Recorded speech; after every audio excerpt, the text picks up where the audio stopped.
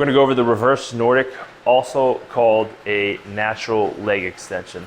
For the reason, when we think about a global gym setting, we sit in a machine where we extend our leg, we're isolating our quadricep. We're actually going to simulate this movement here with our own body weight and gravity. Let me show you a few repetitions.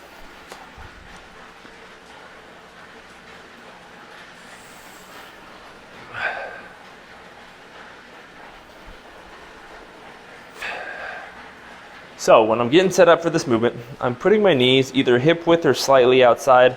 My feet are close together. My toes aren't touching, but I really just want to get into a comfortable shape here. Your knees and your feet are going to appropriate as you go through this movement, whether they come in or closer, and then just allow them to get into a comfortable shape. If you notice, as I lean back, I bring my arms out in front of me to counterbalance, but I'm really working hard on keeping a straight line from my knee to my hip to my shoulder, okay? It's important during this movement that we, one, only move to our earned range of motion. Okay, there's a lot of tension through the quads on this one, and oftentimes if we go further then we're able to pull ourselves back on up. You could be in for a rude awakening. So it's important that you only go to your earned range of motion and that you take this one very lightly to start. It's not unusual that you'll actually improve your range of motion as you do more repetitions and you do more volume with this movement. You might start out here, start out small, like we talked about, and then as you go through it, you might go here and increase your range of motion. So only move to your earned range of motion and start out small with this one, knowing that as you get more comfortable, you get more used to this movement, your range of motion will increase. Don't be afraid to add some assistance, some band tension.